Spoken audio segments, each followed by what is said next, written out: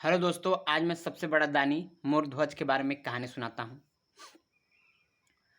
युधिष्ठिर एक बार दान कर रहे थे, बहुत बड़ा दान किए। पंडित ले जा भी नहीं पा रहे थे, कुछ छोड़ भी दे रहे थे। तो अर्जुन ने कहा कि ये सबसे बड़े दानी हैं। तो कहा कि नहीं, इससे भी बड़ा दानी है। तो कौन है? तो मोरध्वज है। तो उसको विश्वास नहीं हुआ। हम कहा कि चलो परीक्षा ले लेते हैं। हम कि चलो परीक्षा के लिए चला गया। तो वहाँ पे जाता है तो यमराज को भी बुला लेता है, यमराज को शेर बना देता है। फिर वैसे ही सबसे परीक्षा लेने के बोला कि मोरध्वज, आपसे कुछ चाहिए? तो बोलिए रिसीवर, आप जो कहेंगे वही मैं दूंगा। तो बोला कि पहले संकल्प कर लीजिए, तब हम बोलेंगे। संकल्प वगैरह करवा लिया। फिर उसके बाद बोला कि ये देख रहे हैं ना शेर, ये शेर मांस खाता है, तो आप किसका इन्हें मांस खा दोगे?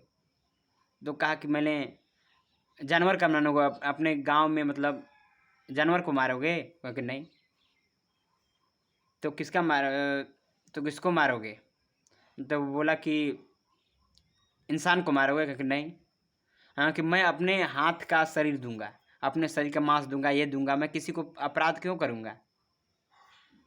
तो बोला कि आपका मांस नहीं खाएगा, क्योंकि आपने संकल्प कर लिया है, तो आपके लड़के का मांस खाएगा। और मोरध्वज का एक ही लड़का था, क्योंकि आपका तो नौजवान हो गया, आपका कड़क मांस हो गया है, छोटे बच्चे का नरम नरम मांस होता है, तो उसको खाएगा। बोला कि ठीक है, मगर एक बात ध्यान देना है कि उस जो लड़का है उसका, उसी को चीरना पड़ेगा आरा से। पति पत्नी दोनों चीरेंगे तब वो खाएगा। और ये भी यह नियम है कि आपको एक आंसू भी नहीं गिराना पड़ेगा, तब ये खाएगा।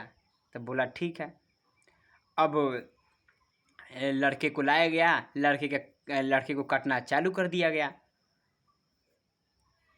लड़के को काटना चालू कर दिया तो उसमें लड़के को कटा गया, चिराने लगा। फिर लड़का भी बोला कि आप टेंशन न लीजिए पिताजी, आपके काम के धर्म को मैं ज़रूर मानूंगा। और उसके कान में रुई ठूस दिया कि आपको कष्ट हो तो आप आवाज़ को मत सुनिएगा, आप रोएंगे, हमको पता है। इसलिए लड़का भी सहायता कर दिया, उनको चीरा गया, चीर उड़ गया। और फिर माँ ने बहुत कष्टपूर्वक चीरा। फिर उसके बाद कहा कि ये दाहिना वाला साइड खाएगा, बायां वाला फेंक दो। तो माँ फिर रोने लगी, उसकी माँ के आंखों में आंसू आ गया। तो माँ बोली कि मुझे कम से कम ये बात तो है कि दाहिना हाथ का तो आप दाहिना शरीर के भाग को तो खा लिए, बायां फेंक दिए। तो इसलिए रोने लगा कि मैंने कम से कम दो भाग, हमारा मतलब एक लड़के का भाग क्या हो गया, व्यर्थ हो गया। उसने बोला ठीक है। फिर उसके बाद बोला कि ये करने के बाद सब कुछ कर लिया। फिर कहा कि आप तो आप भी खा लीजिए। बोला कि आप तो हत्यारे हैं, आप यहाँ से कौन खाना खाएगा, आप तो अपने बेटे को मार दिए। तो फिर ऐसे रोने लगे। फिर क्या कि आपको कुछ करना पड़ेगा, तभी अगर लड़का नहीं जिंदा रहेगा तो हम नहीं खाएंगे, क्या कि आप हत्यारे हैं। तो वो निवेदन करने लगा कि बेटे, मेरे धर्म के लिए आपको जिंदा होना पड़ेगा। उसने बार बार अनुरोध करने लगा।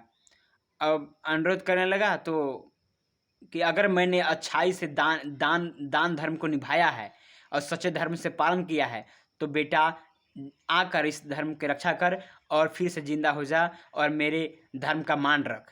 और वैसे अपने भाव विभोर से उन्होंने निवेदन करता है, और फिर वो लड़का फिर से जिंदा हो जाता है और भगवान साक्षात एकदम चतुर्भुज रूप में आ जाते हैं और बोले कि मैं जानता था कि तुम सबसे बड़ी दानी हो, मगर हमारी बात पे कहाँ कोई विश्वास करता, इसलिए मैं और गुरु जी विष्णु भगवान के चरण आंखों में आंसू आ जाते हैं और अर्जुन को पता चल जाता है कि सबसे बड़ा दानी कौन है।